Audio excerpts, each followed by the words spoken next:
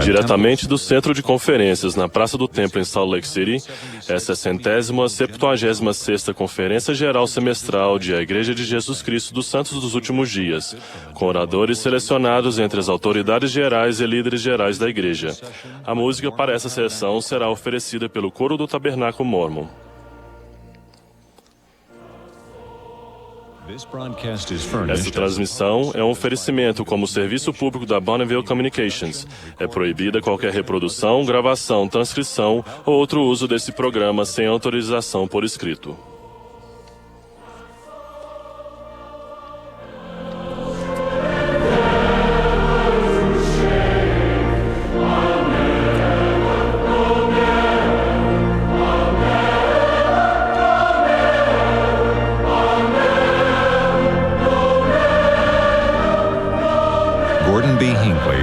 Gordon B. Hinckley, presidente da igreja, dirigirá esta sessão.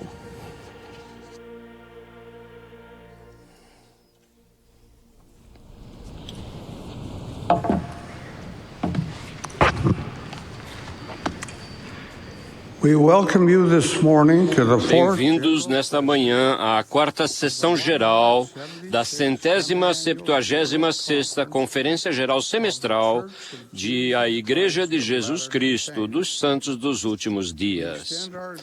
Estendemos nossa saudação àqueles dentre vocês que participam por transmissão de rádio, televisão, pela internet ou via satélite.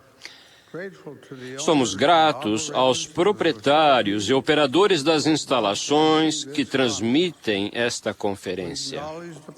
Reconhecemos nesta manhã a presença de líderes governamentais, educacionais e cívicos que se encontram aqui conosco. A música para esta sessão será oferecida pelo Coro do Tabernáculo Mormon sob a regência de Craig Jessup e Mac Wilberg, com John Longhurst ao órgão. O coro abriu esta sessão cantando Que Firme Alicerce e nos brindará agora com Eis-no Agora Aqui. A oração de abertura será então proferida pelo Elder Carl B. Pratt, dos 70. Após a oração, o coro cantará O Pai Celestial me tem afeição.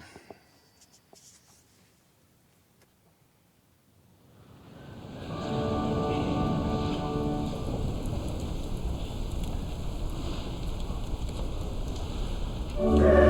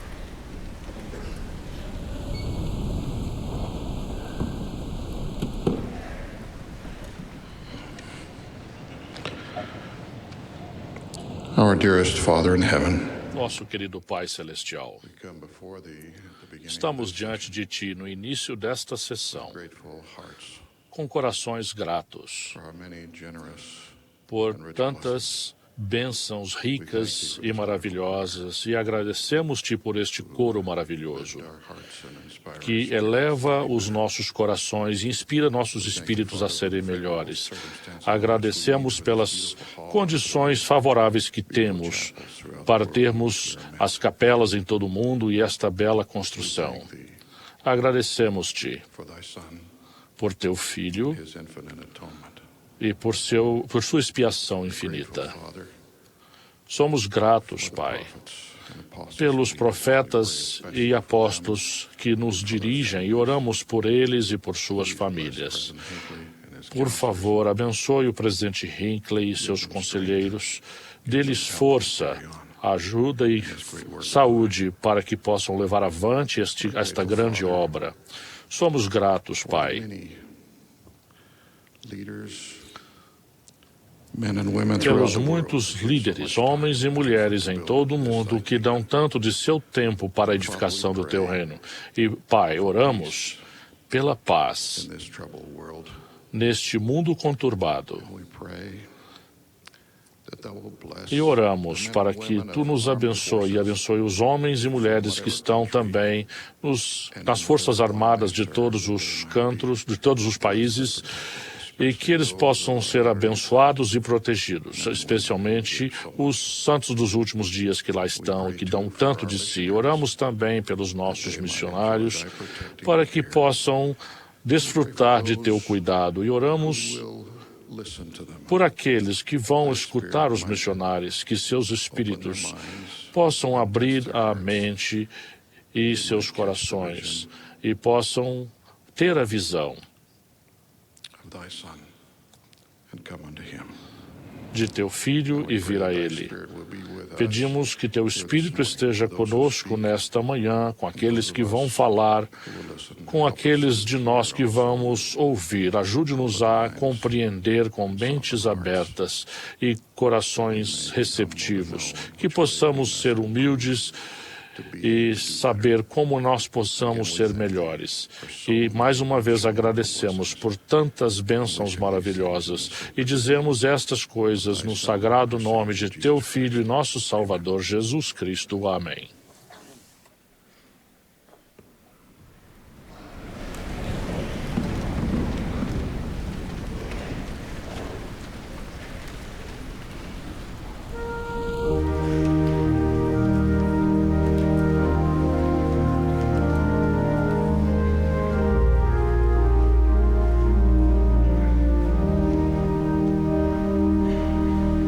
Whenever I hear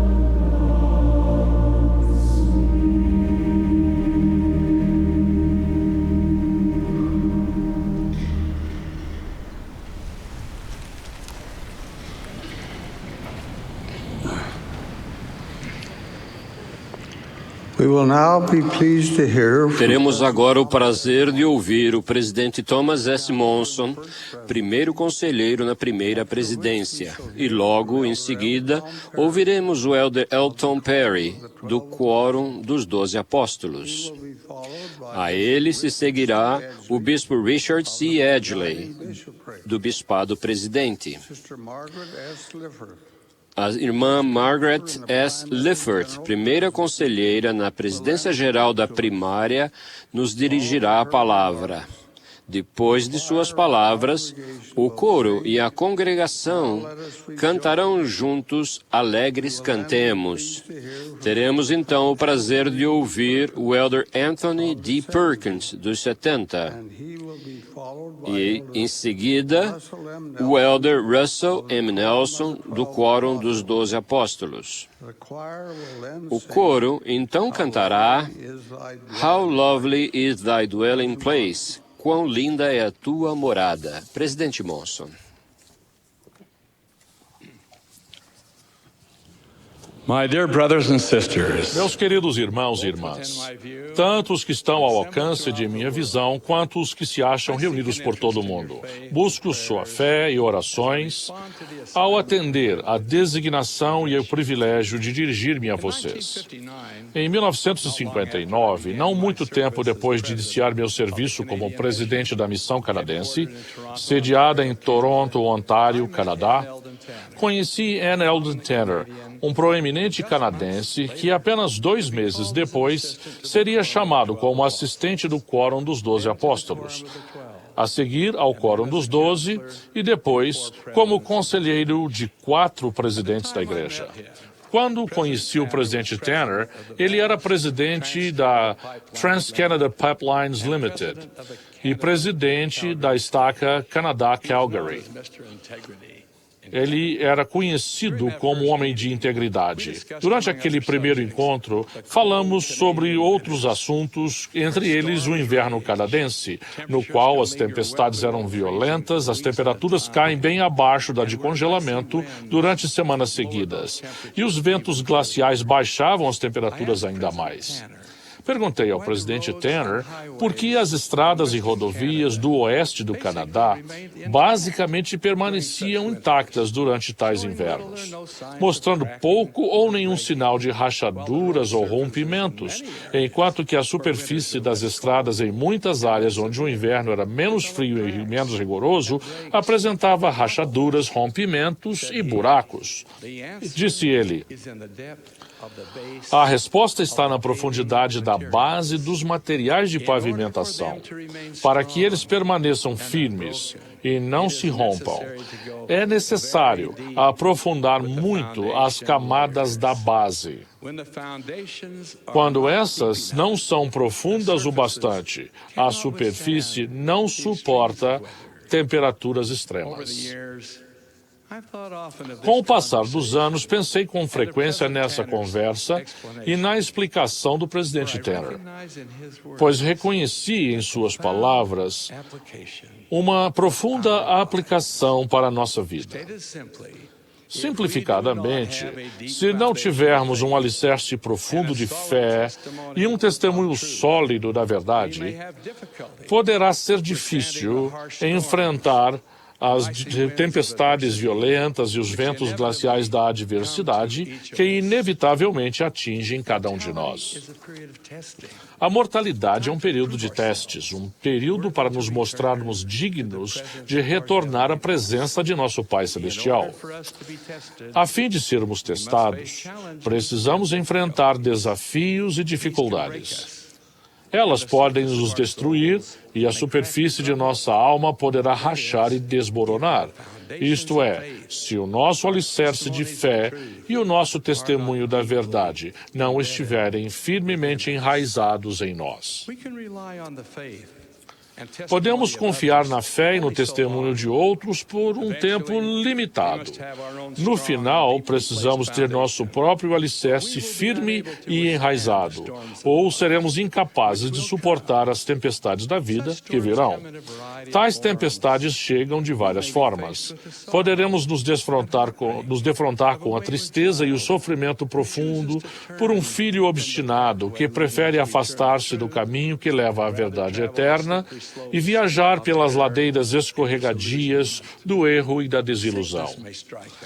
A doença pode atingir-nos ou a um ente querido, trazendo sofrimento e muitas vezes a morte. Acidentes podem deixar marcas cruéis na memória ou podem destruir vidas. A morte chega ao idoso à medida que caminha vacilante. Sua convocação é ouvida por aqueles que mal chegaram ao meio do caminho da jornada da vida e, com frequência, silencia o riso das criancinhas.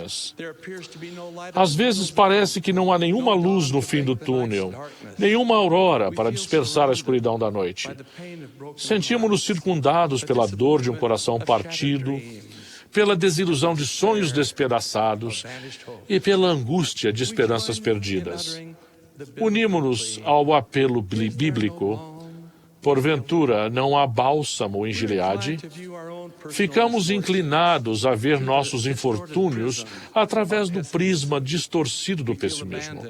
Sentimos-nos abandonados, inconsoláveis, sozinhos. Como podemos edificar um alicerce forte o bastante para suportar tais vicissitudes da vida? Como podemos manter a fé e o testemunho que nos serão exigidos para que possamos experimentar a alegria prometida aos fiéis?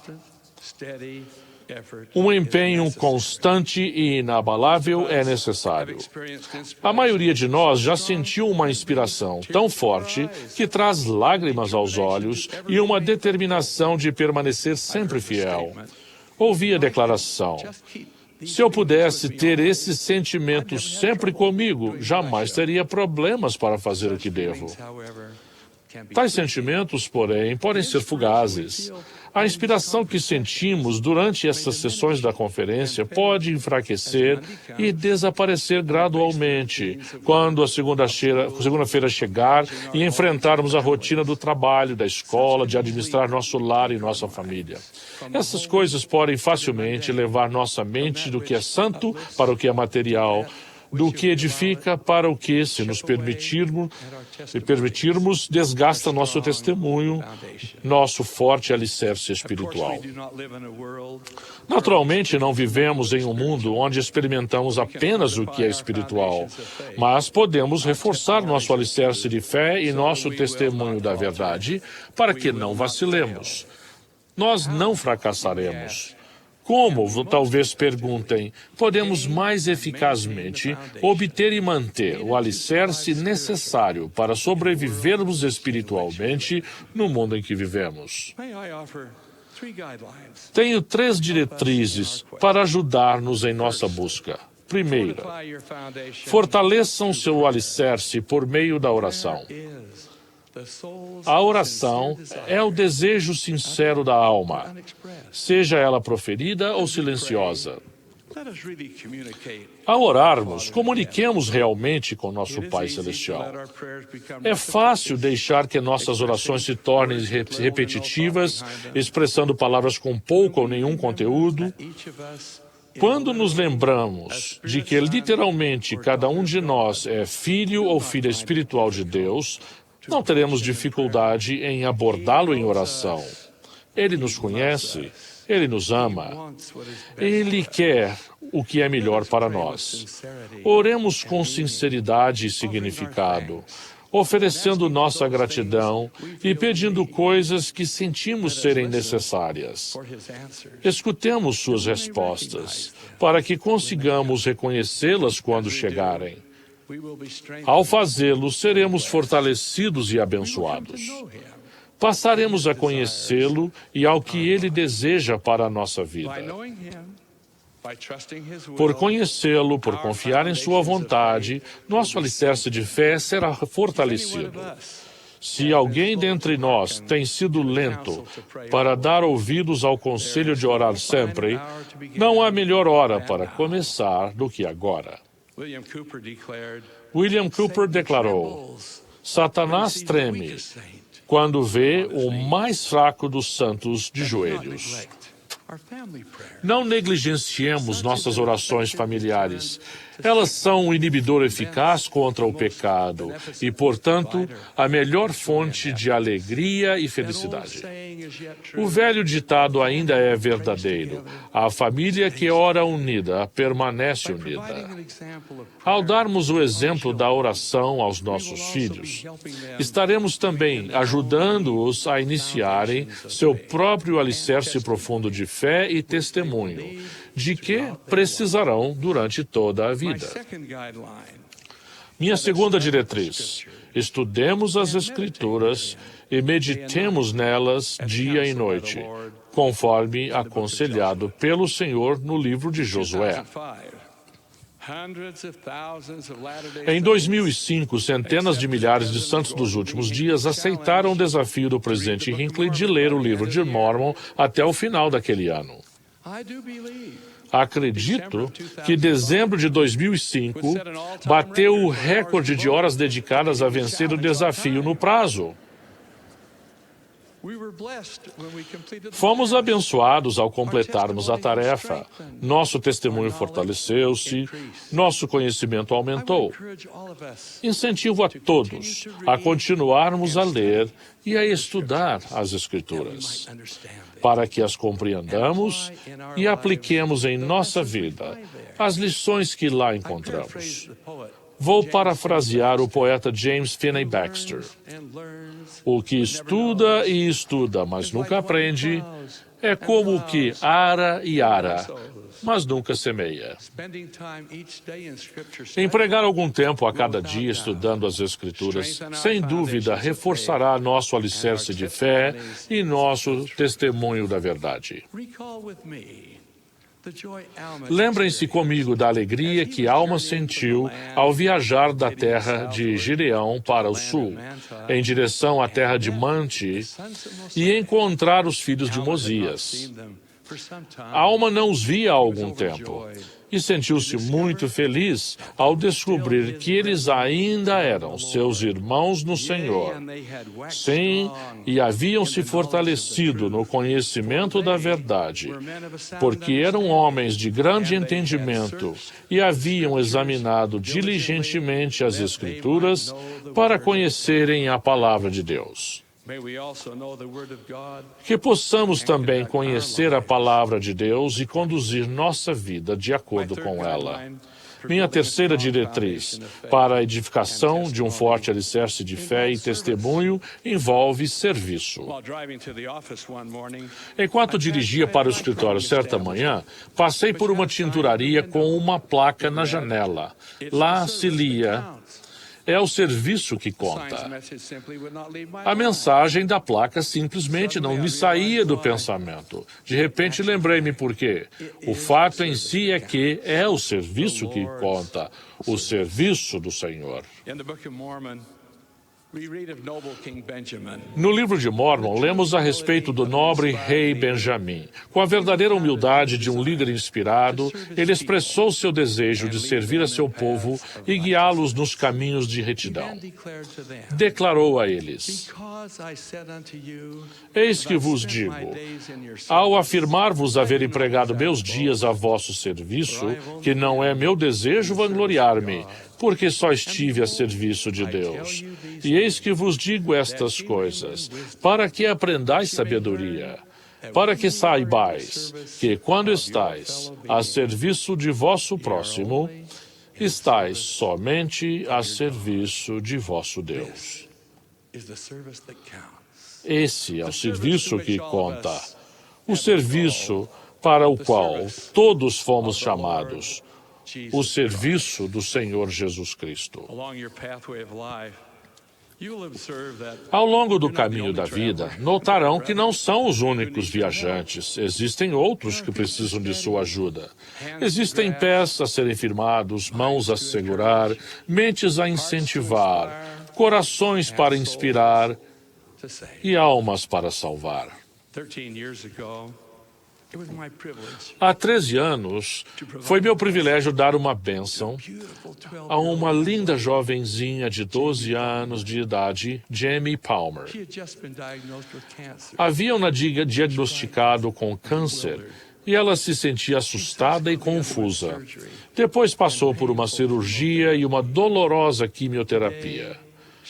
Hoje, ela está livre do câncer e é uma linda moça de 26 anos de idade que realizou muitas coisas na vida. Há algum tempo, em sua hora de maior escuridão, em que todo o seu futuro parecia implacável, ela soube que a perna onde o câncer se encontrava exigiria múltiplas cirurgias.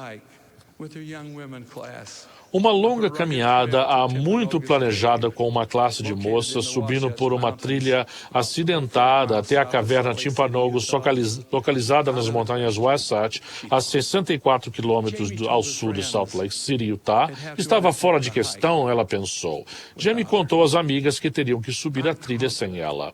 Estou certo de que havia um nó em sua garganta e decepção no coração. Mas aí, as outras jovens responderam enfaticamente: "Não, Jamie, você vai conosco." "Mas eu não posso andar", foi a resposta angustiada. "Pois então, Jamie, carregaremos você até ao topo." E foi o que fizeram.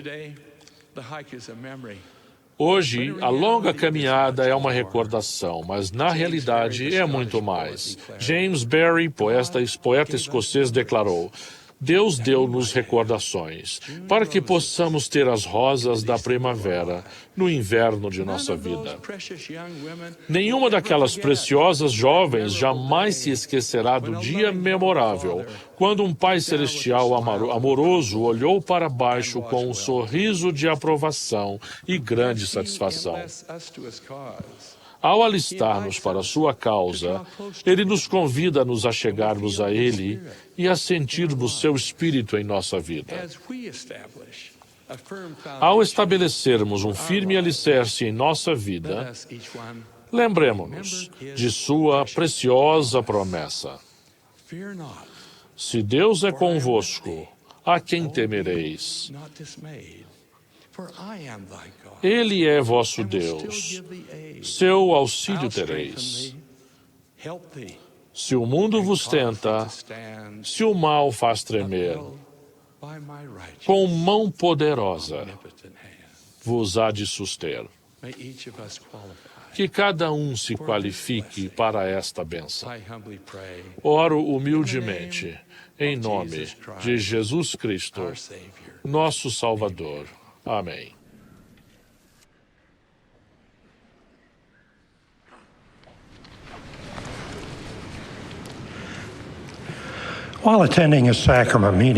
Em uma reunião sacramental, tive a felicidade de ouvir os discursos de 3 estudantes que tinham voltado da escola para passar férias de verão em casa. O discurso de uma das estudantes me deixou particularmente interessado. Ela estava trabalhando durante as férias de verão no restaurante frequentado por motoristas de caminhão. Havia um motorista que sempre parava ali para almoçar em um certo dia da semana. A regularidade de suas paradas criou a oportunidade para breves conversas. Ele perguntou à jovem onde ela morava. Ela disse que estava em casa para passar o verão, juntando dinheiro para voltar para a escola no outono. A pergunta seguinte foi: "Que escola você frequenta?" Ela respondeu: BYU Idaho. Ela quis saber mais sobre a escola, dando início a uma conversa sobre o Evangelho. A primeira coisa que ela lhe ensinou foi a palavra de sabedoria. E teve sucesso. Convenceu-o a parar de fumar. Mais tarde, ela trocou de turno e não teve mais a oportunidade de encontrá-lo, por isso escreveu-lhe um bilhete e colocou-o dentro de um folheto missionário da igreja sobre o plano de salvação. Depois de vários dias, ela recebeu um bilhete do motorista que dizia apenas: Você mudou toda a minha vida. Graças a essa moça, ela tinha encontrado informações que levaram a pensar nas mudanças que precisaria fazer na vida. Não sei qual foi o resultado daquelas breves conversas entre a garçonete e o motorista de caminhão, mas sem dúvida a vida dele foi influenciada. Ela prosseguiu então explicando como era fácil fazer com que as pessoas conhecessem as belezas do Evangelho. Todos os dias, em meio aos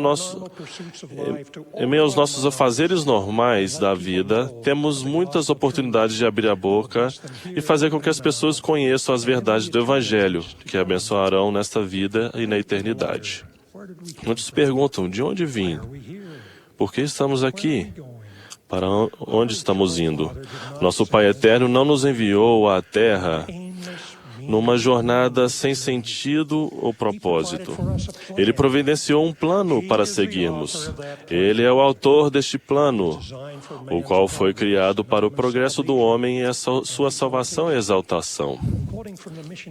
Citando o guia missionário Pregar Meu Evangelho, Deus é o Pai de nosso espírito.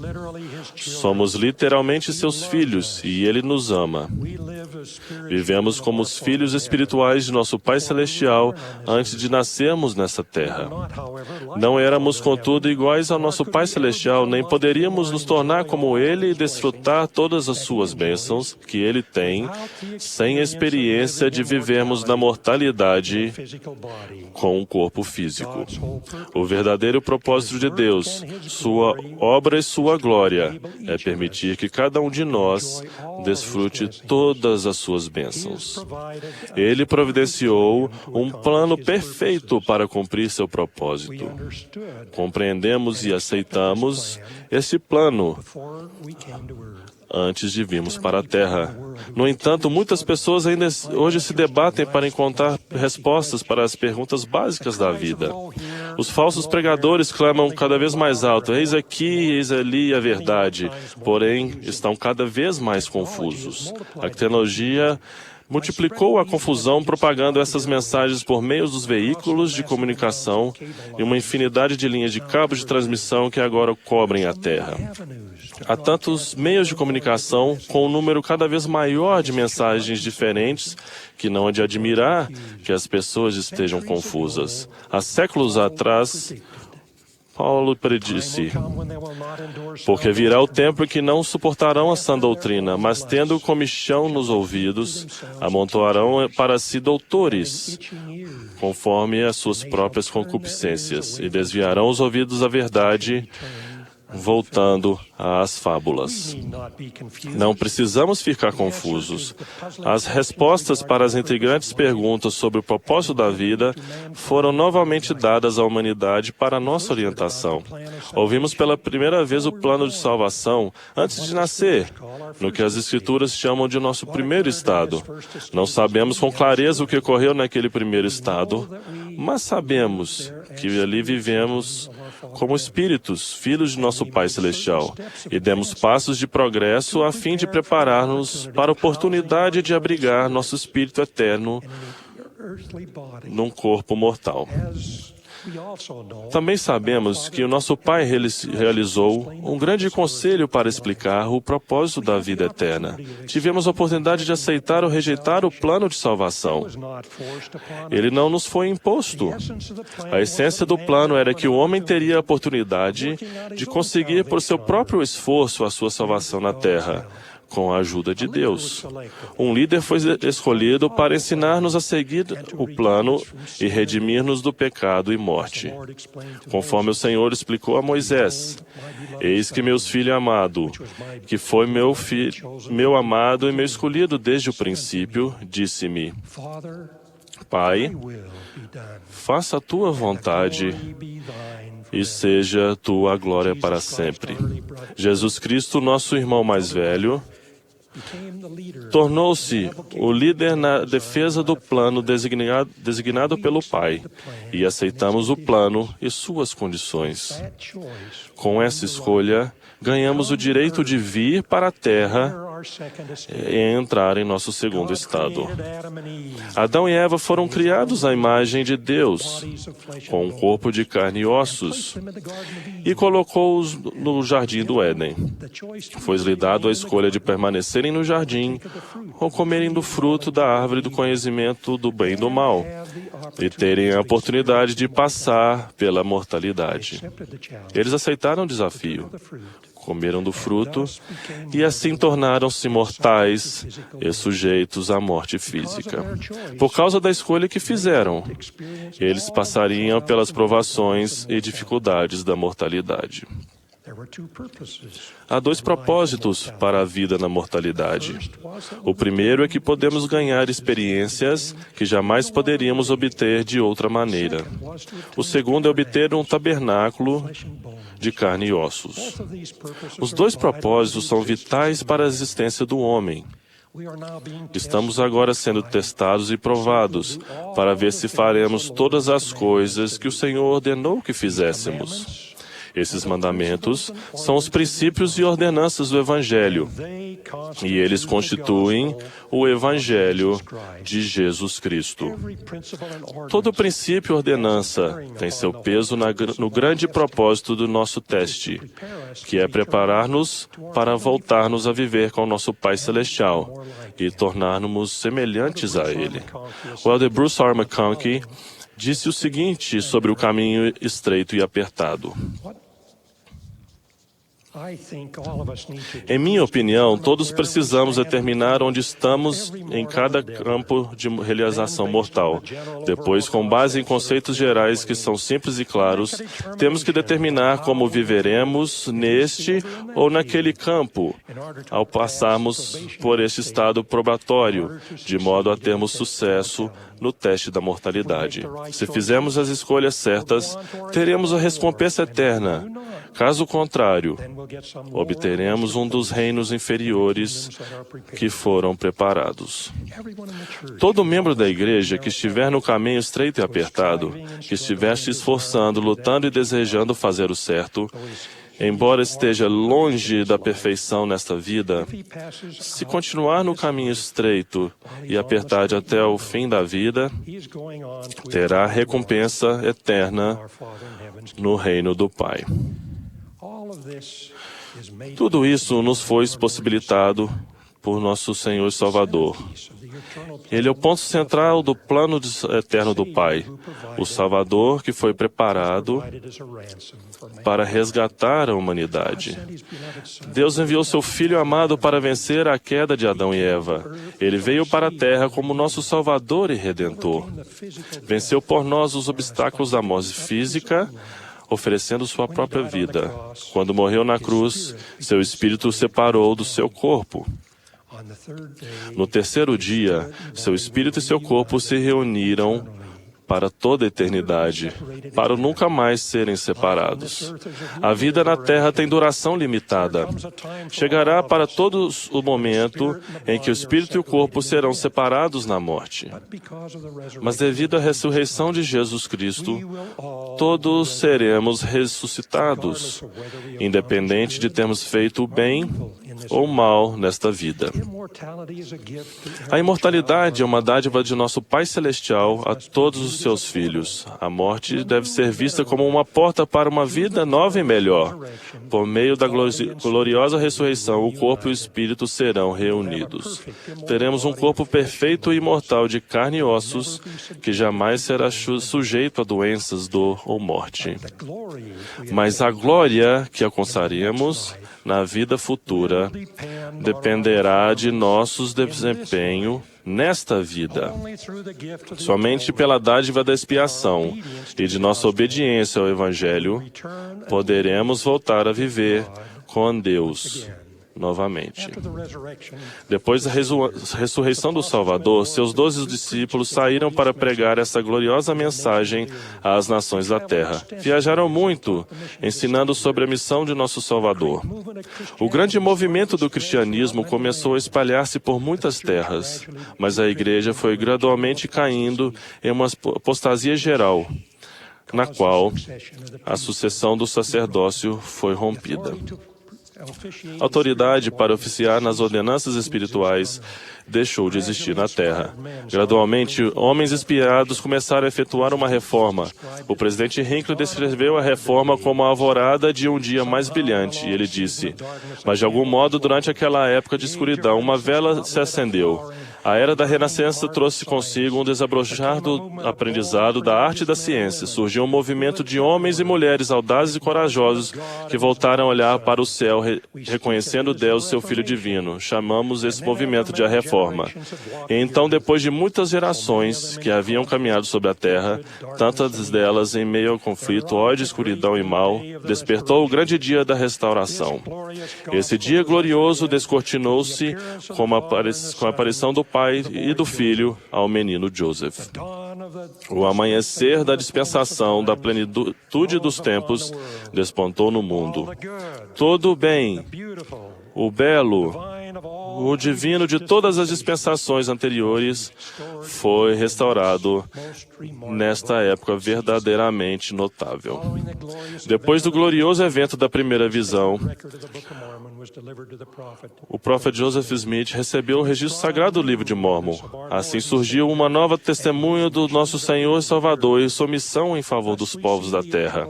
Vemos, portanto, o plano eterno de nosso Pai e que seu amor não tem limites. Todos os seus filhos estão incluídos. Todos os homens têm a mesma origem e igual possibilidade de cumprirem um destino eterno. O profeta Amulek do livro de Mórmon testifica que as palavras de Cristo nos proporcionam a salvação e disse: e agora, meus irmãos, eu quisera que, depois de haveres recebido tantos testemunhos, vendo que as Santas Escrituras testificam estas coisas, produzisseis frutos para o arrependimento. Sim, eu quisera que já não endurecesse vosso coração, pois eis que agora é tempo e o dia de vossa salvação. E, portanto, se vos arrependerdes e não endureceres o coração, imediatamente terá efeito para vós o grande plano de redenção. Pois eis que esta é a vida. É o tempo para os homens preparar-se para encontrar Deus. Sim, eis que o dia desta vida é o dia para os homens executarem os seus labores.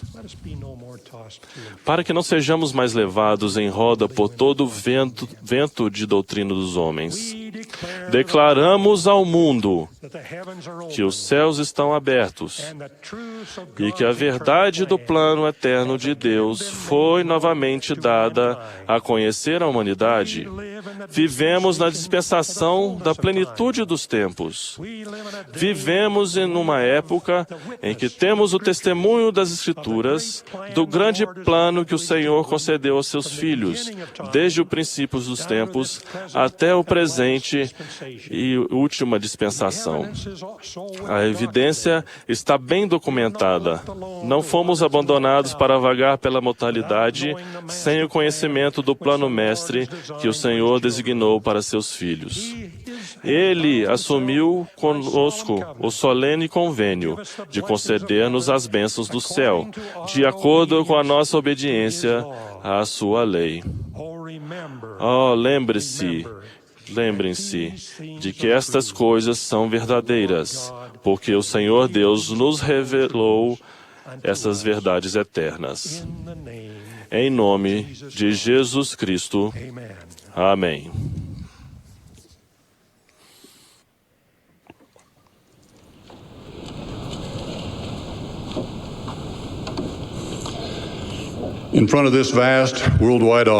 Diante deste enorme público com certo treinamento, farei uma confissão pessoal como introdução ao assunto que tem pesado muito em minha mente há algum tempo. Em 1955, depois do meu primeiro ano de faculdade, passei as férias de verão trabalhando no hotel recém-inaugurado Jackson Lake Lodge em Moran, Wyoming. Meu meio de transporte era um Hudson 1941, que deveria ter sido aposentado 10 anos antes. Entre outros traços marcantes, o piso do carro estava tão enferrujado que, se não fosse por um pedaço de madeira, eu poderia literalmente pôr os pés na estrada.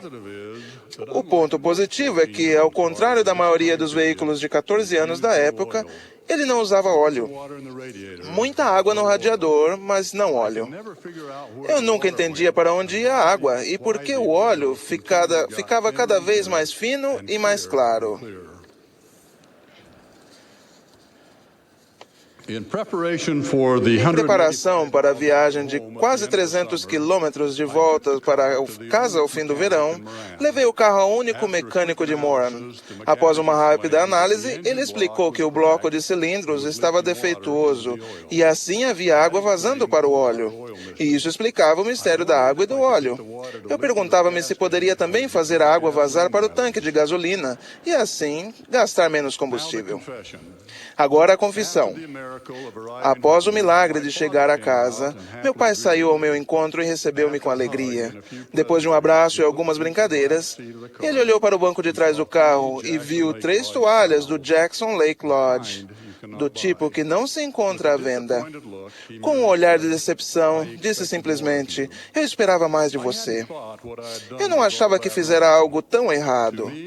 Para mim, as toalhas eram apenas uma lembrança de um verão inteiro de trabalho no hotel de luxo, uma espécie de ritual de iniciação. Contudo, ao levá-las para casa, senti que perdera a confiança e o respeito de meu pai e fiquei arrasado. No fim de semana seguinte, ajustei a tábua no piso do meu carro, enchi o radiador de água e comecei a viagem de quase 600 quilômetros de ida e volta a Jackson para devolver as toalhas. Meu pai não perguntou o motivo da volta a Jackson e também eu não expliquei. Nem era preciso. Foi uma lição cara e dolorosa de honestidade que me acompanhou ao longo de toda a vida. É triste, mas alguns dos maiores valores ausentes do mundo atual são a honestidade e a integridade. Nos últimos anos, um grande número de líderes no mundo dos negócios foram denunciados publicamente por desonestidade e outras formas de mau comportamento. Como resultado, dezenas de milhares de funcionários antigos e leais perderam seu meio de subsistência e pensão. Para alguns, isso resultou na perda da casa própria e na interrupção dos estudos e de outros planos de vida. Lemos e ouvimos falar de desonestidade generalizada em nossas escolas, com alunos mais preocupados em receberem boas notas ou diplomas do que em aprenderem e prepararem-se. Ouvimos falar de alunos que no ano passado trapacearam na faculdade de medicina e hoje estão realizando procedimentos complicados nos seus pacientes. Pessoas idosas e outras são vítimas de fraudadores, o que não raro resulta na perda de imóveis ou de economias de toda uma vida. Essa desonestidade e a falta de integridade sempre surgem da ganância, arrogância e desrespeito. Em Provérbios lemos: "Os lábios mentirosos são abomináveis ao Senhor, mas os que agem fielmente são o seu deleite." Mormon, referindo-se aos lamanitas convertidos que ficaram conhecidos como o povo de Anti-Nefilei, escreveu: "E eles estavam com o povo de Nefe e foram também contados com o povo que era da igreja de Deus.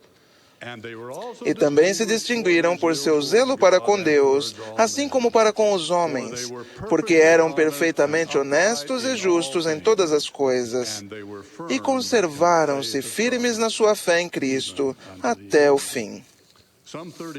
Há cerca de 30 anos, quando eu trabalhava no meio empresarial, estava de passagem com alguns colegas de negócios pelo aeroporto O'Hare, em Chicago. Um deles acabara de vender sua companhia por dezenas de milhões de dólares. Em outras palavras, ele não era pobre. Ao passarmos por uma máquina de venda de jornais, esse homem inseriu uma única moeda e abriu-a e começou a distribuir sem pagar jornais a cada um de nós. Quando ele me passou um exemplar, pus uma moeda na máquina e, tentando não ofender, disse em tom de brincadeira: "Jim, não vou vender minha integridade por 25 centavos. Por $1 talvez, mas não por 25 centavos. Como vocês veem, eu nunca me esqueci da experiência das 3 toalhas e do velho Hudson 1941. Alguns minutos depois, passamos pela mesma máquina de venda de jornais. Percebi que Jim se afastou do grupo e estava introduzindo moedas na máquina. Não lhes conto essa história para posar de perfeito exemplo de honestidade, apenas para enfatizar as lições tiradas de 3 toalhas e de um jornal de 25 centavos. Nunca existirá honestidade no mundo dos negócios, nas escolas, no lar ou em qualquer outro local, se não houver honestidade no coração. Lições importantes e duradouras frequentemente são dadas por meio de exemplos simples, talvez tão simples quanto 3 toalhas ou um jornal de 25 centavos. Fico me perguntando como seria o mundo se lições simples de honestidade fossem ministradas no lar, desde a mais tenra idade. Lições simples como amarás o teu próximo como a ti mesmo. E o que quereis que vos façam, fazei-lhe também vós. Pergunto-me, onde estariam hoje milhares de trabalhadores despedidos e extorquidos se alguns grandes empresários tivessem tido na juventude experiências como as das 3 toalhas ou do jornal de 25 centavos. A honestidade é a base de uma verdadeira vida cristã. Para os santos dos últimos dias, a honestidade é um requisito importante para entrar no santo templo do Senhor.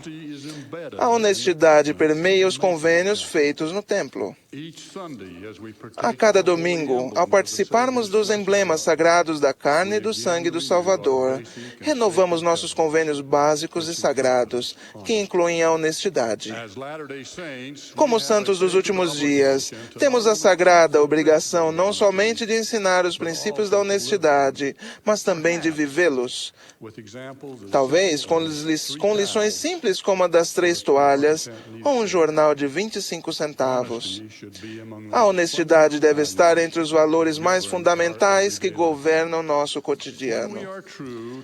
Quando somos fiéis aos princípios sagrados da honestidade e da integridade, somos fiéis à nossa fé e a nós mesmos. Oro para que, como santos dos últimos dias, sejamos reconhecidos como as pessoas mais honestas do mundo, e assim se dirá de nós o que foi escrito sobre o povo de Ante-Nefe-Lehi, perfeitamente honestos e justos em todas as coisas, e firmes na fé em Cristo até o fim. Em nome de Jesus Cristo. Amém.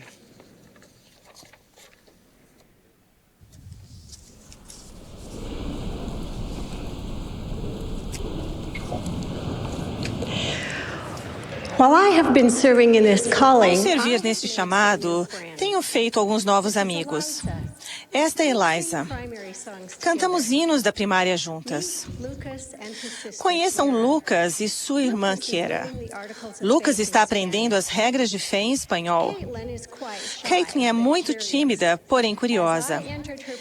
Ao entrar em sua classe da primária, ela perguntou: "Quantos anos a senhora tem?"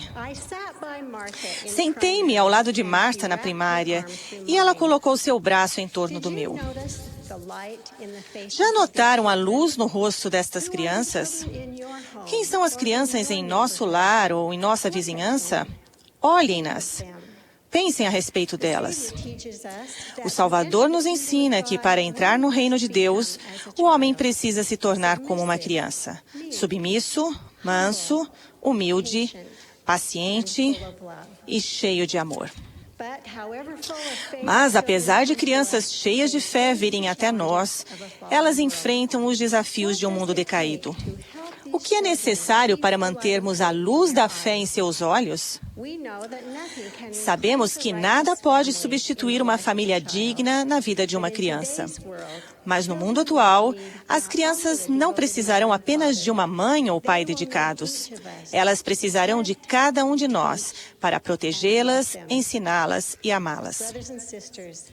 Irmãos e irmãs, proteger as crianças significa proporcionar-lhes um ambiente seguro e saudável que convide o Espírito para a vida delas e o confirme em seu coração.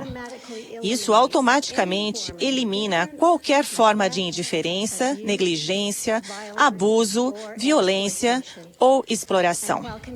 E enquanto as condições de imoralidade tornam-se mais graves, também protegemos as crianças de outras condições prejudiciais, como expectativas elevadas ou baixas demais, indulgência, atividades em excesso e egocentrismo. Qualquer um dos extremos obscurece a capacidade de uma criança de identificar, confiar e ser guiada pelo Espírito Santo. As crianças estão abertas às verdades do Evangelho mais do que em qualquer outro tempo, e a infância protegida é uma oportunidade única de ensinar e fortalecer as crianças para fazerem o que é certo. É fácil saber o que ensinar. As Escrituras e nossos profetas são claros a respeito do que devemos ensinar aos nossos filhos. Nefe resume neste versículo: e falamos de Cristo, regozijamo-nos em Cristo, pregamos a Cristo, profetizamos de Cristo e escrevemos de acordo com nossas profecias para que nossos filhos saibam em que fonte procurar a remissão de seus pecados. Sabendo que ensinamos sobre Cristo e seu Evangelho, como fazemos isso?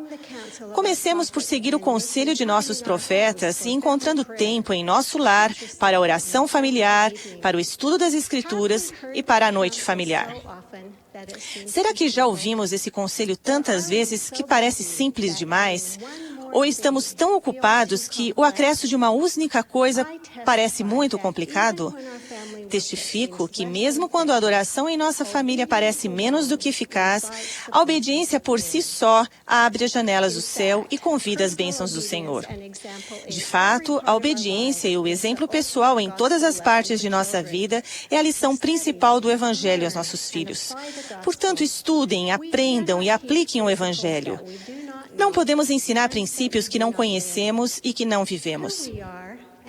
Quem somos e o que vai em nosso coração é percebido pelas crianças mais rapidamente do que pensamos. Portanto, amem as crianças. Lembro de me sentir amada quando era criança, e por essa razão, para mim foi fácil acreditar que o Salvador também me amava. As crianças florescem em um lar onde os pais entendem seu sagrado dever de criar os filhos com amor e retidão. Mas todos nós podemos ajudar. Fiquem atentos às crianças ao seu redor e aprendam seu nome. Depois conversem, incentivem, escutem, afirmem, orientem, edifiquem, sirvam e compartilhem seu testemunho.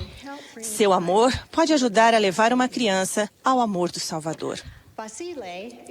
Vasily é uma criança que passa muito tempo na rua e não tem o apoio dos pais em sua busca pela verdade. Ele encontrou um pequeno ramo da igreja em sua cidade e participava de todos os eventos lá realizados. Ele também levou seus 3 irmãos mais novos à igreja e outros amigos seus foram à primária com ele. De fato, a maior primária da época naquela área consistia desses garotinhos que não são membros da igreja. Eles foram atraídos para a verdade e a luz do Evangelho está começando a refletir em seu rosto. Eles foram bem recebidos, protegidos, ensinados e amados por todos os membros daquele pequeno ramo, inclusive os jovens adultos, missionários, professores e líderes do sacerdócio. Pensem nas crianças de sua vizinhança ou da classe da primária. Quem são as crianças de sua ala ou ramo? Há alguma, como Vasily, que precisa de vocês? Quando penso nesses meninos e em crianças como eles, fortaleço minha esperança ao ler o relato da visita do Salvador a este continente.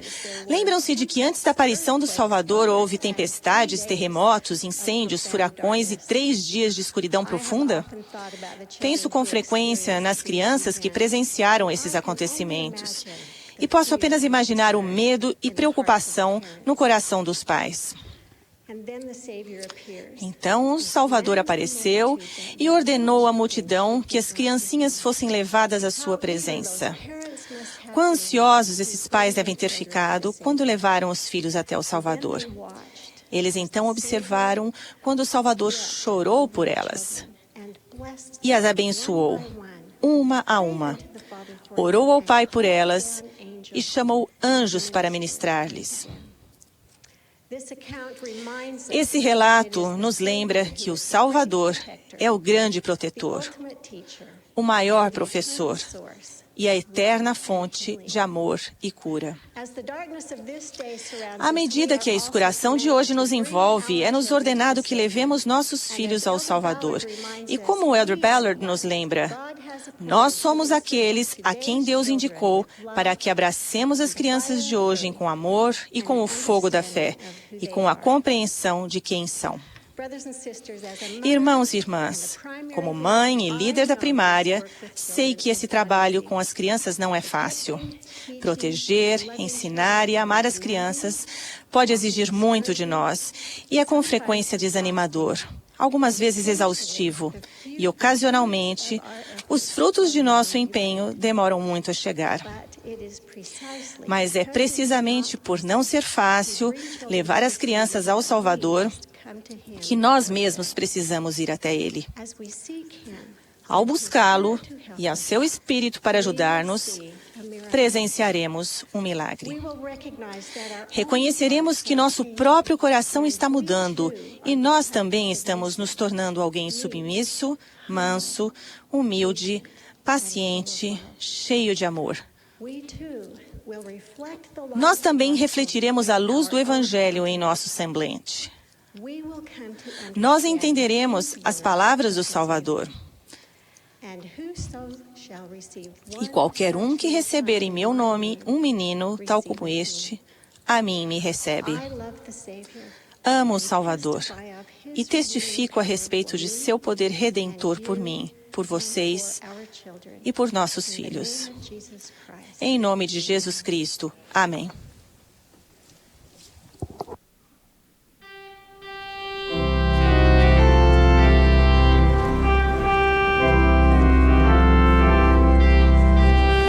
Esta é a 176ª Conferência Geral Semestral de A Igreja de Jesus Cristo dos Santos dos Últimos Dias.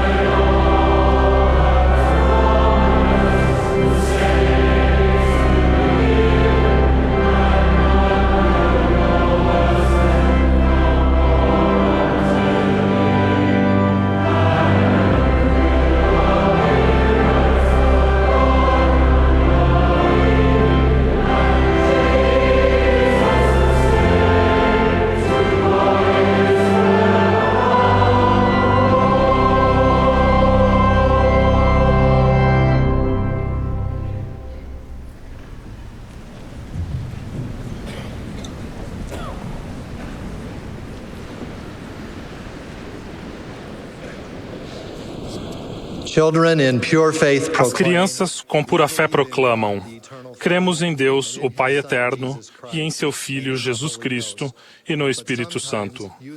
Mas às vezes nós, adultos, não sentimos a força que tem esta simples declaração. Satanás é o inimigo de toda a retidão. Por isso, ele semeia a dúvida sobre a natureza da Trindade e de nosso relacionamento com eles.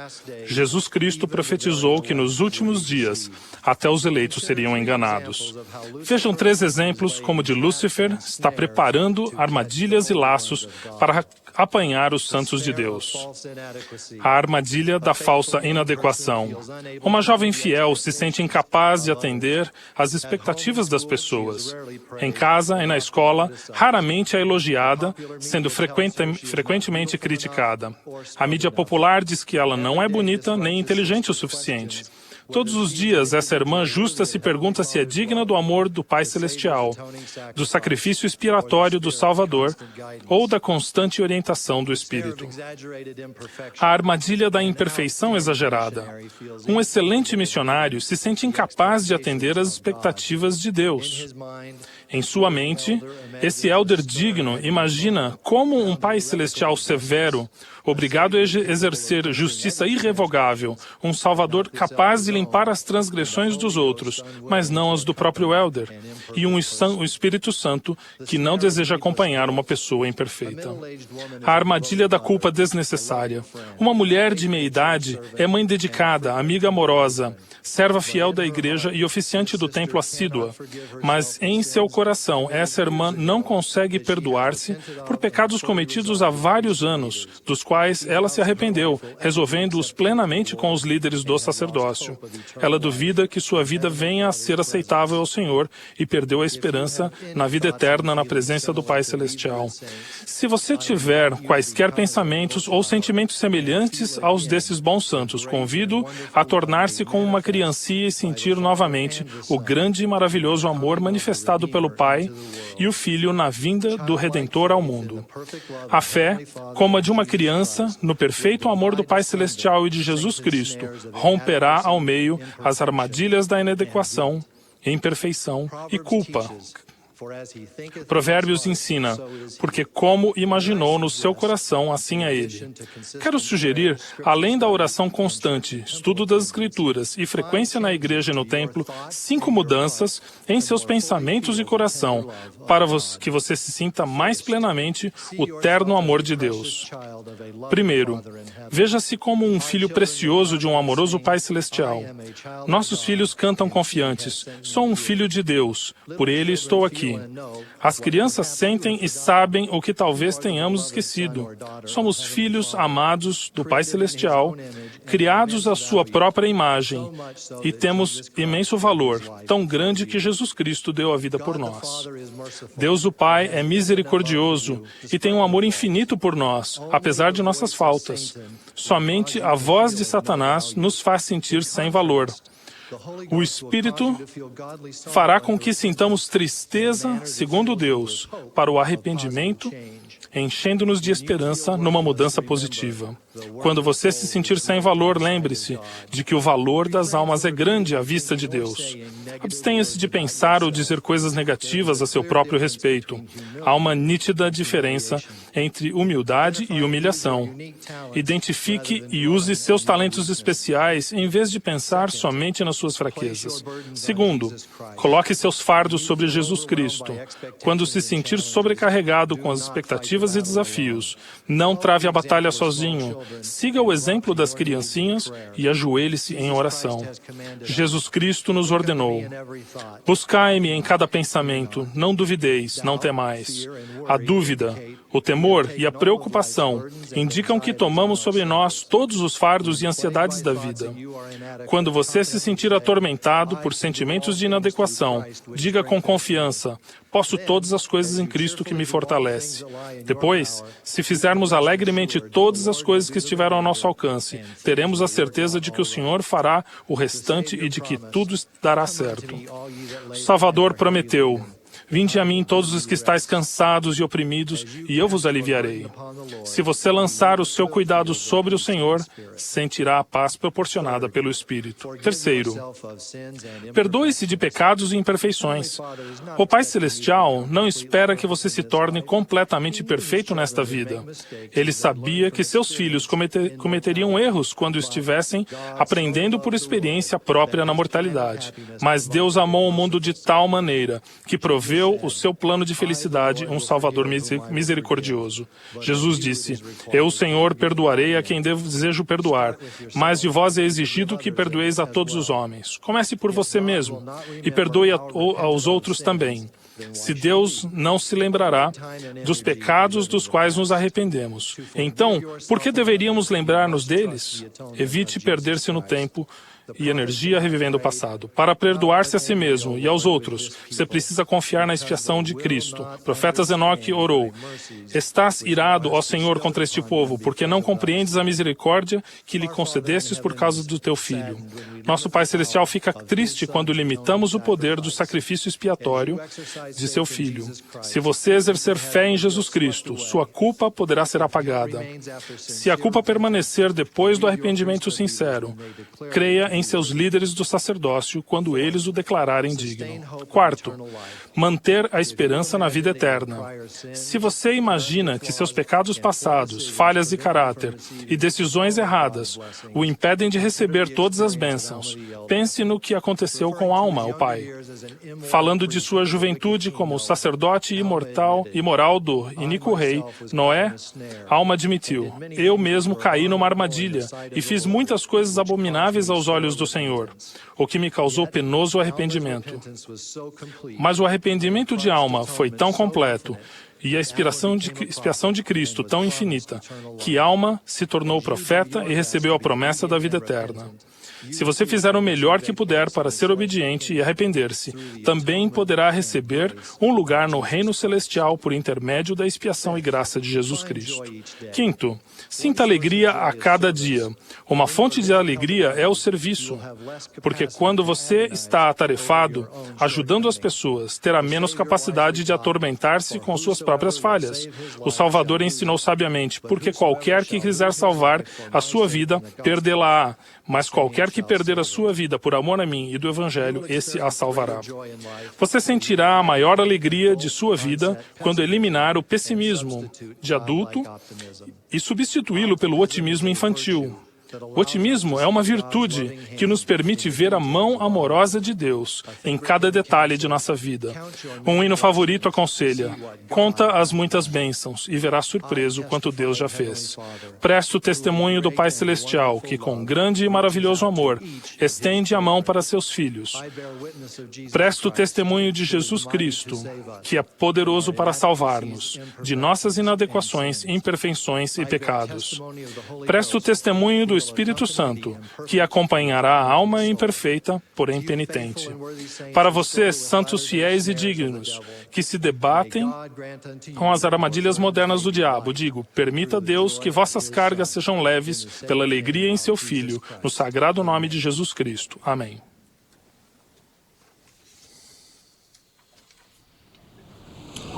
My beloved brothers and sisters, meus amados irmãos e irmãs, obrigado por sua fé, devoção e amor.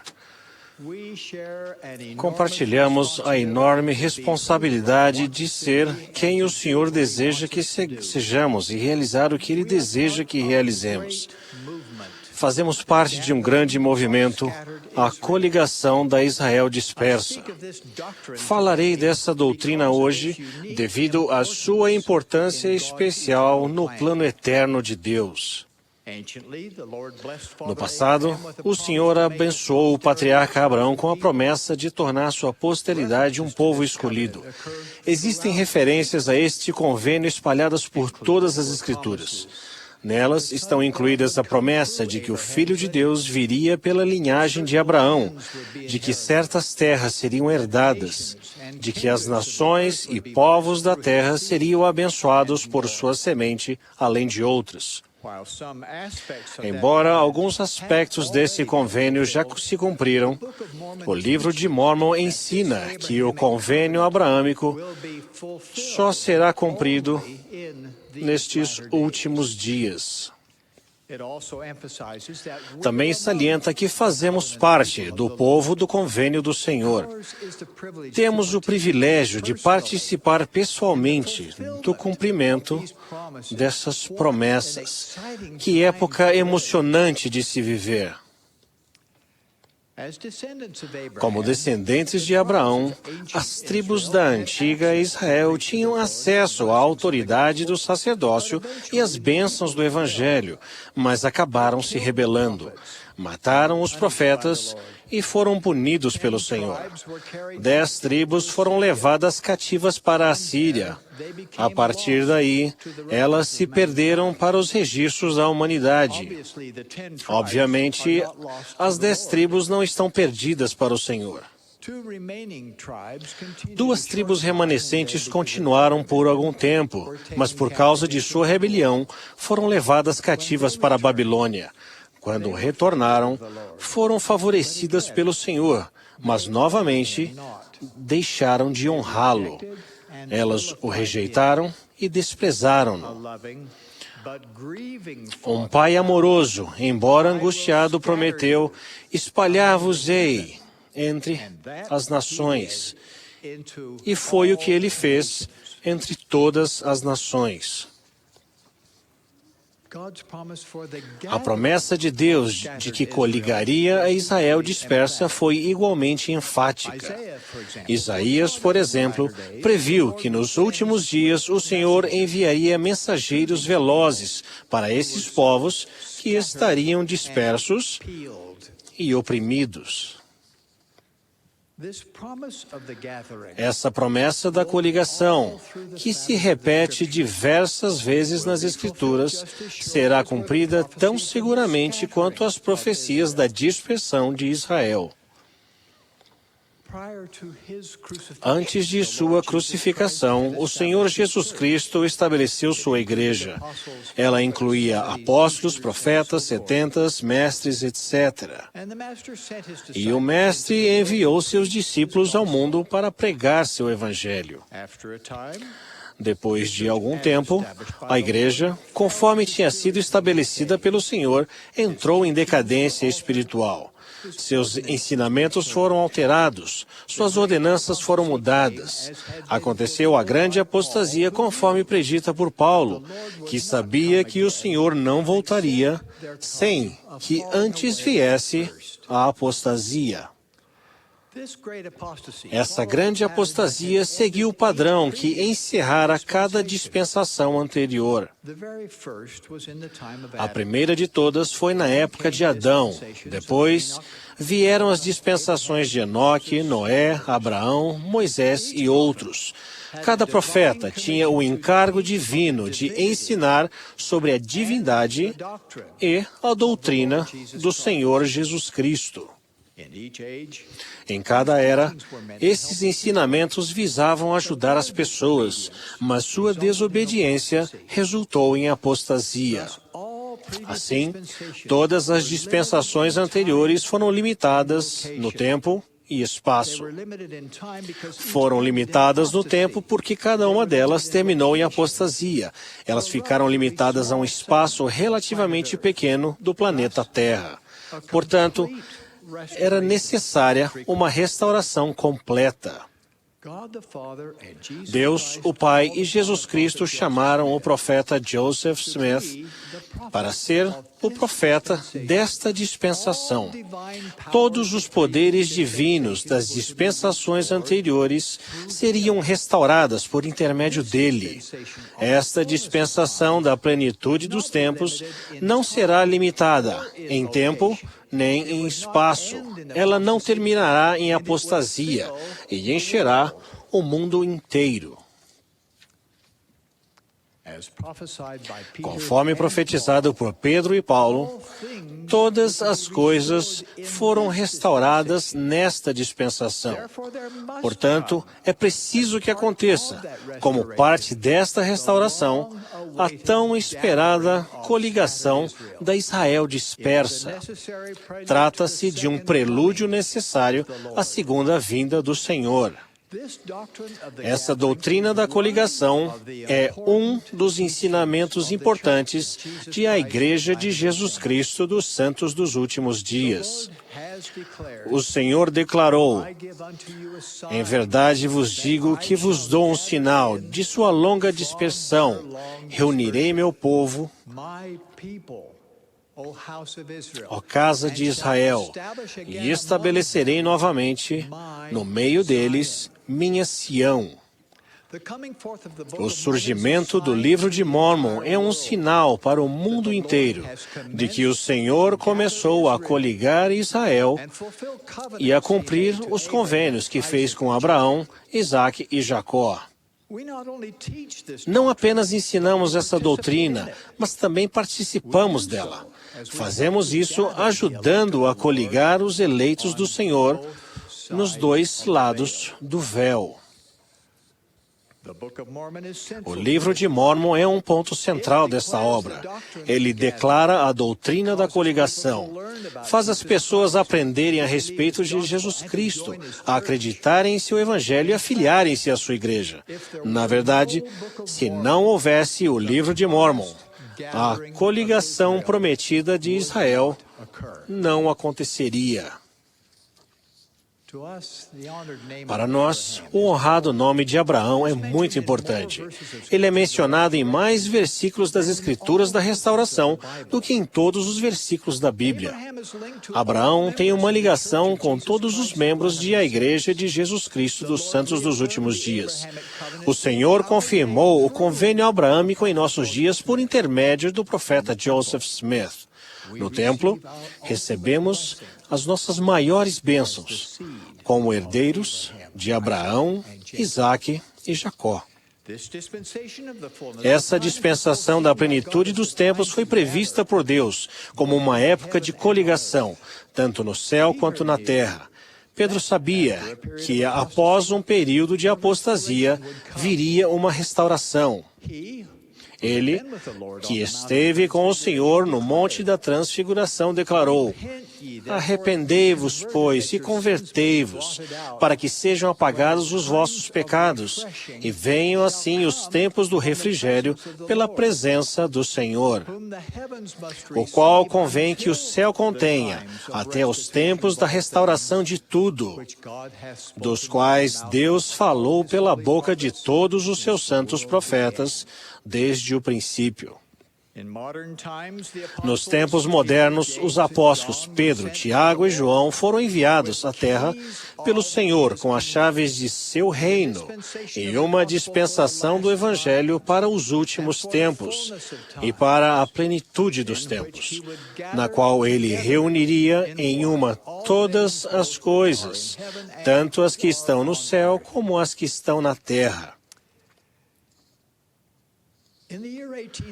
No ano de 1830, o profeta Joseph Smith leu sobre um mensageiro celestial chamado Elias, que possuía as chaves para levar a efeito a restauração de todas as coisas.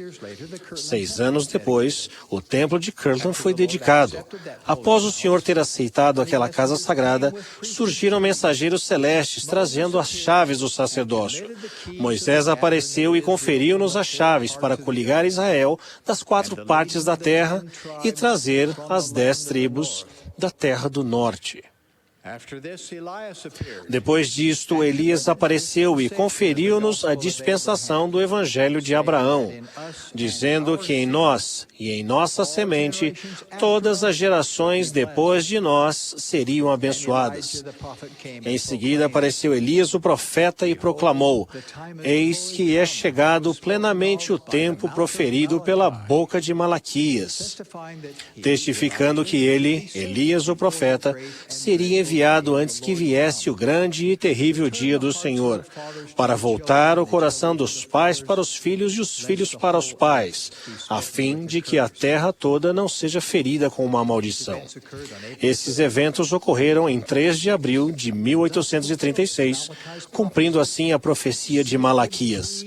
Foram restauradas as chaves sagradas desta dispensação. Misericordiosamente, o convite de vir a Cristo também pode ser estendido aos que morreram sem conhecimento do Evangelho. Parte de sua preparação exige um trabalho terreno de outras pessoas. Compilamos gráficos de linhagem, criamos folhas de grupo familiar e fazemos o trabalho vicário no templo para coligar pessoas ao Senhor e às suas respectivas famílias. Aqui na Terra, o trabalho missionário é fundamental para a coligação de Israel. O Evangelho deve ser levado em primeiro lugar às ovelhas perdidas da casa de Israel. Consequentemente, servos do Senhor saem proclamando a restauração. Em muitas nações, os nossos missionários estão buscando os dispersos de Israel, caçando-os nas fendas das rochas e pescando-os como nos dias antigos. A escolha de vir a Cristo não é uma questão de localização física, mas de compromisso individual. As pessoas podem ser levadas ao conhecimento do Senhor sem saírem de sua terra natal. É verdade que nos primeiros dias da igreja, a conversão frequentemente significava também imigração, mas agora a coligação está acontecendo em cada país. O Senhor decretou que o estabelecimento de Sião ocorra em cada local em que Ele concedeu aos seus santos o seu nascimento e nacionalidade. As Escrituras predizem que as pessoas seriam coligadas nas terras de sua herança e estabelecidas em todas as suas terras de promissão. Cada nação é o local de coligação de seu próprio povo. O local de coligação dos santos brasileiros é no Brasil. O local de coligação dos santos nigerianos é na Nigéria. O local de coligação dos santos coreanos é na Coreia. E assim por diante. Sião é o puro de coração. Sião é qualquer lugar onde existam santos justos. Existem hoje publicações, comunicações e congregações para que quase todos os membros tenham acesso às doutrinas, chaves, ordenanças e bênçãos do Evangelho, onde quer que elas morem. A segurança espiritual sempre dependerá de como vivemos e não de onde moramos. Os santos de todos os países têm o mesmo direito às bênçãos do Senhor. Esta obra do Deus Todo-Poderoso é verdadeira. Ele vive. Jesus é o Cristo. Esta é sua igreja, que foi restaurada para cumprir seu destino divino, incluindo a coligação prometida de Israel. O presidente Gordon B. Hinckley é o profeta de Deus hoje. Presto testemunho disso, em nome de Jesus Cristo. Amém.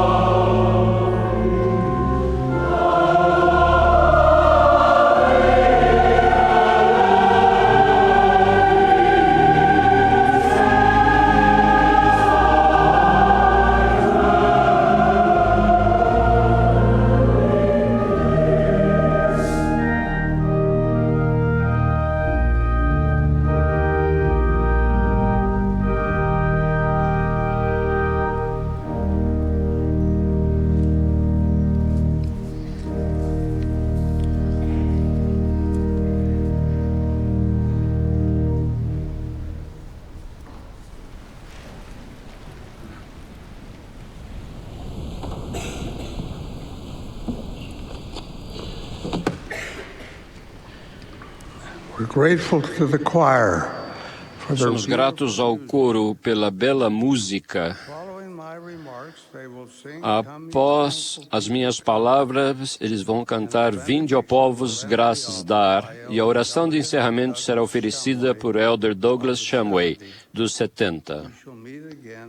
E vamos nos reunir novamente às 2h. Agora, irmãos e irmãs, vou começar tratando de um assunto pessoal. O presidente da igreja pertence a toda a igreja. Sua vida não é exclusivamente sua. Sua missão é a de servir. Agora, como todos vocês sabem, estou um tanto quanto velho. Estou em junho passado, eu fiz 96 anos de idade. Tenho ouvido de muitas fontes que existe grande especulação quanto à minha saúde. Vamos esclarecer isso.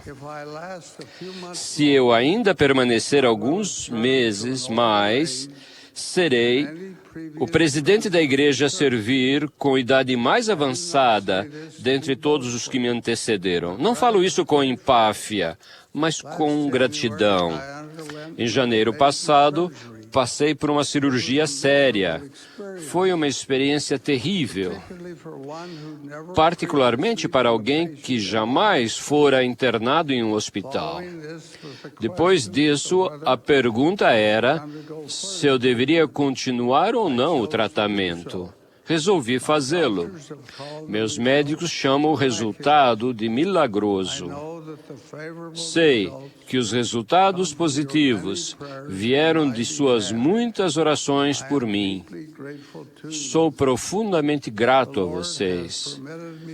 O Senhor permitiu que eu vivesse, não sei por quanto tempo ainda, mas seja qual for o tempo, continuarei a dar o melhor de mim nas tarefas que desempenho. Não é fácil presidir esta grande e complexa igreja. Nada escapa à atenção da primeira presidência. Nenhuma decisão importante, nenhum dispêndio de fundos é feito sem sua aprovação. A responsabilidade e as pressões são enormes. Mas iremos adiante por tanto tempo quanto o Senhor quiser. Como disse em abril passado, estamos em suas mãos. Sinto-me bem.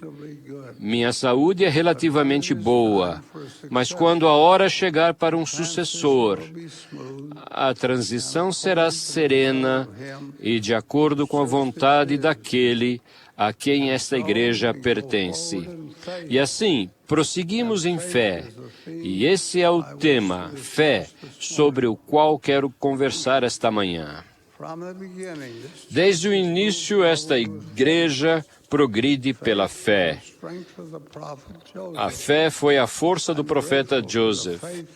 Sou grato pela fé que o levou ao bosque para orar. Sou grato pela fé para traduzir e publicar o livro de Mórmon. Sou grato por ele ter procurado o Senhor em uma oração que foi respondida com a concessão do sacerdócio arônico e de Melquisedeque. Sou grato porque pela fé ele organizou a igreja e colocou-a no curso correto. Agradeço a Ele pelo dom de sua vida, como testemunho da verdade de seu trabalho.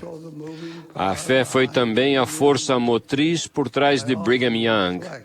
Reflito com frequência na enorme fé que ele teve para trazer um número imenso de pessoas para povoar este vale do Lago Salgado. Ele pouco sabia da área. Jamais a havia visto, exceto em visão. Ele não sabia quase nada do solo, da água ou do clima. E ainda assim, quando olhou pela primeira vez para o vale, disse sem hesitação: este é o lugar certo, prossigam. E o mesmo acontece com cada presidente da igreja. Em face à terrível oposição, eles seguiram em frente com fé. Querem fossem gafanhotos destruindo suas colheitas, quer fosse a seca ou a geada na primavera, quer fosse a perseguição do governo federal, ou, mais recentemente, quer fosse a necessidade urgente de estender ajuda humanitária às vítimas do tsunami, ou de terremotos ou inundações em muitos lugares diferentes. O progresso tem sido o mesmo. As prateleiras do bem-estar têm sido esvaziadas. Dinheiro vivo aos milhões tem sido enviado aos necessitados, independentes de serem ou não membros da igreja. Tudo pela fé. Este é um ano importante de aniversário na história da igreja. Como vocês sabem, é o sesquicentenário da chegada das companhias Willey e Martin de carrinhos de mãos e das companhias de carroções de Hunt e Hodges que os acompanharam. Muito foi escrito no que se refere a isso, e eu não preciso entrar em detalhes. Todos vocês estão familiarizados com a história. É o suficiente dizer que aqueles que empreenderam a longa jornada, desde as Ilhas Britânicas até o Vale do Grande Lago Salgado, começaram sua viagem pela fé. Eles tinham pouco ou nenhum conhecimento do que enfrentariam, mas foram em frente. Iniciaram sua jornada com grande expectativa. Essa expectativa diminuiu gradualmente à medida que rumavam para o oeste. Ao começarem a tediosa jornada, seguindo o rio Platte, e depois ao subirem o vale do Sweetwater, a fria mão da morte levou muitos deles. Seu alimento foi racionado, os bois morreram, seus carrinhos quebraram, tinham trajes e roupas de cama inadequadas, as tempestades vinham furiosas, eles buscavam abrigo, mas não encontravam, as tempestades rugiam ao seu redor, eles literalmente morriam de fome, dezenas morriam e eram enterrados no solo congelado. Felizmente, encontraram-se com Franklin D. Richards, que retornava da Inglaterra. Ele tinha um transporte leve, puxado a cavalo, capaz de viajar muito mais rápido. Ele veio para o vale. Era esta mesma época do ano. A conferência geral estava em sessão.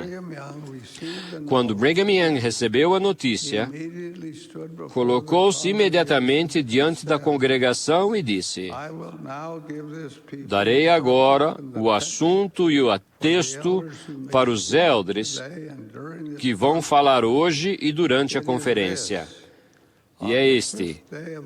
Neste 5º dia de outubro de 1856, muitos de nossos irmãos e irmãs estão nas planícies puxando carrinhos de mão.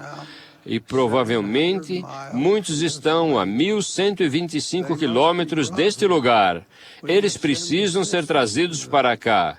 Temos que mandar-lhes ajuda. O texto será: tragam-nos para cá. Quero que os irmãos que vão falar entendam que seu assunto é o povo que está nas planícies.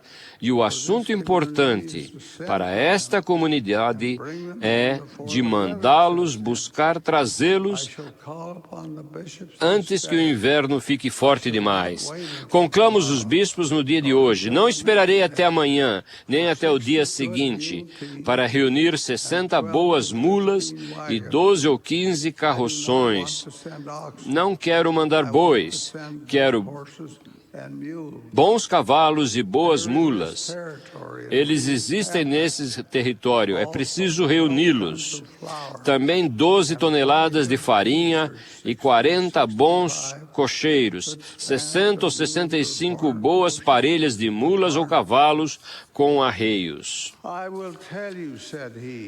Digo-lhes que sua fé, religião e consagração à religião jamais salvarão sequer uma alma no reino celestial de nosso Deus, a menos que possam cumprir da mesma maneira os princípios que lhes estou ensinando agora.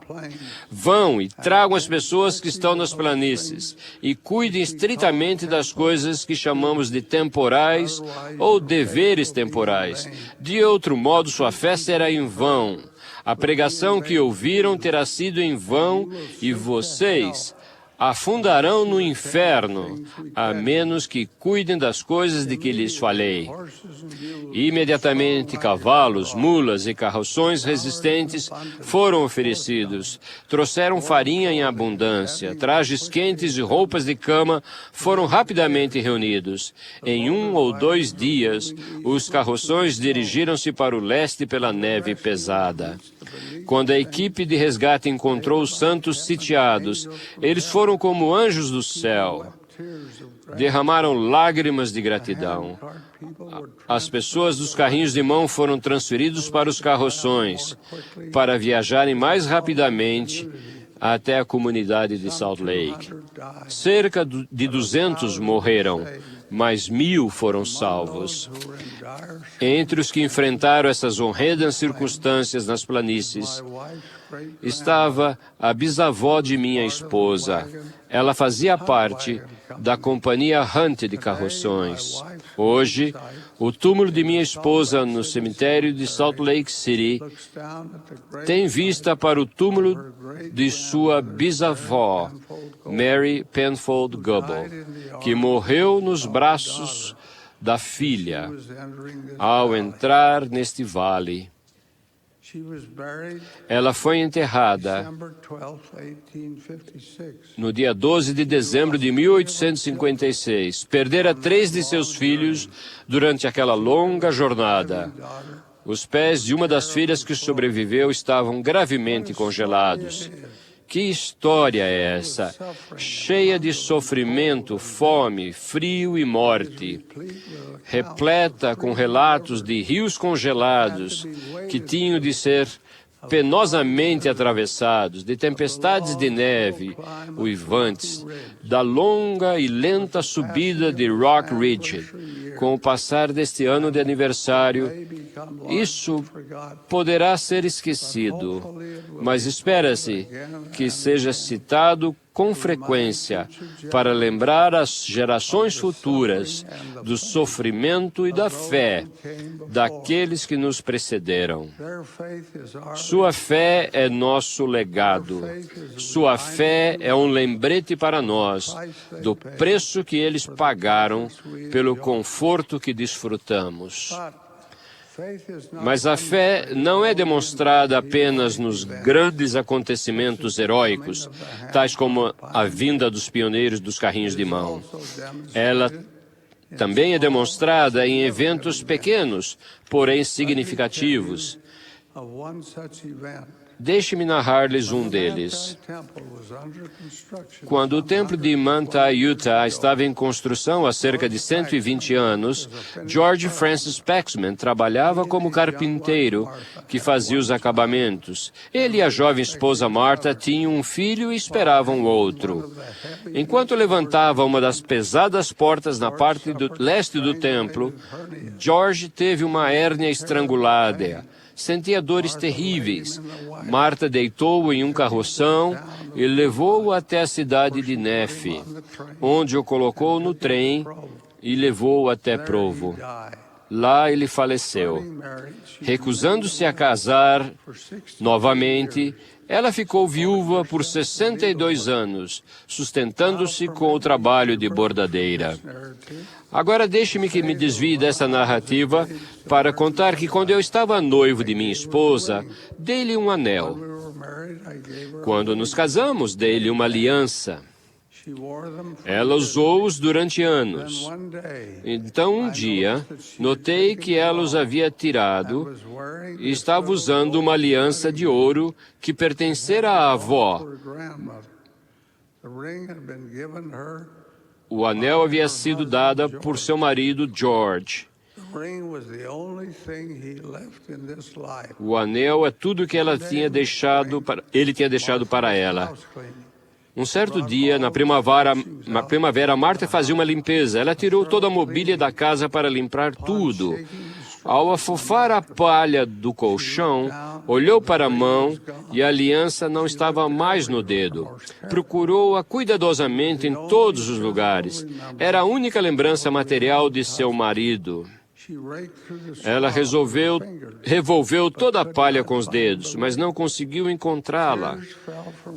Lágrimas escorriam-se por seu rosto. Ela ajoelhou-se e orou para que o Senhor a ajudasse a encontrar a aliança. Quando abriu os olhos, olhou para o chão e lá estava.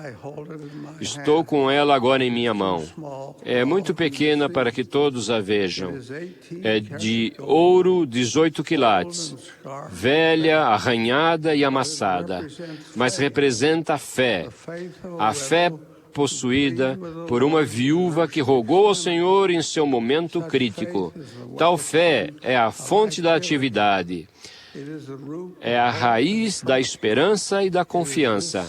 É esse tipo de fé simples que todos nós precisamos de mais. No trabalho contínuo desta grande causa, mais fé é o que nós realmente precisamos. Sem ela, o trabalho estagnaria. Com ela, ninguém pode parar o seu progresso. Disse o Salvador: se tiverdes fé como um grão de mostarda, direis a este monte: passa daqui para acolá, e há de passar. E nada vos será impossível. A seu filho Elamã, a alma declarou: prega-lhes arrependimento e fé no Senhor Jesus Cristo. Ensina-os a humilharem-se, a serem mansos e humildes de coração. Ensina-os a resistirem a todas as tentações do diabo com sua fé no Senhor Jesus Cristo. Que o Senhor nos abençoe com fé na grande causa da qual somos parte.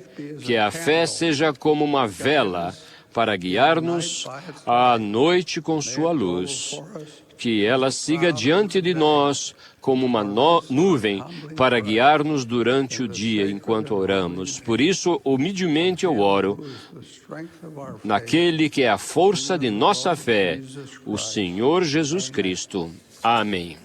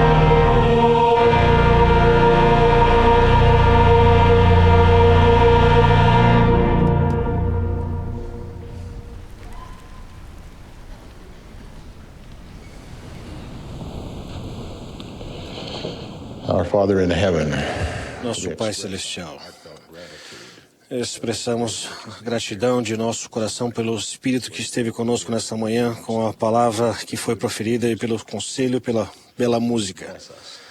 Nos abençoe para que tenhamos vidas melhores, fortalecer nossas famílias, viver os preceitos que foram ensinados pelos seus servos do Evangelho.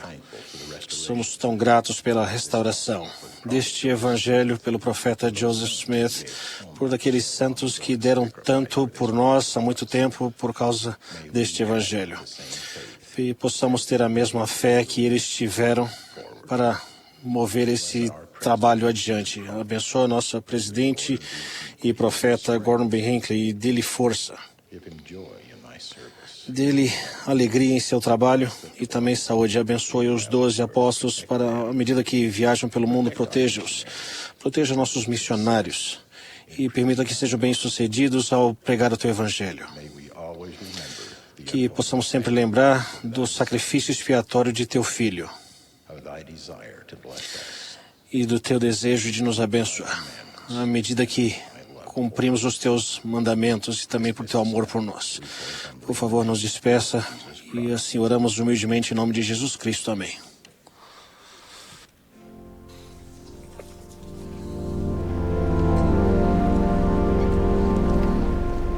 Essa foi uma transmissão da 176ª Conferência Geral Semestral de A Igreja de Jesus Cristo dos Santos dos Últimos Dias. Os oradores foram selecionados entre as autoridades gerais e líderes gerais da Igreja. A música foi oferecida pelo coro do Tabernáculo Mórmon. Essa transmissão foi um oferecimento como o serviço público da Bonneville Communications. É proibida qualquer reprodução, gravação, transcrição ou outro uso desse programa sem autorização por escrito.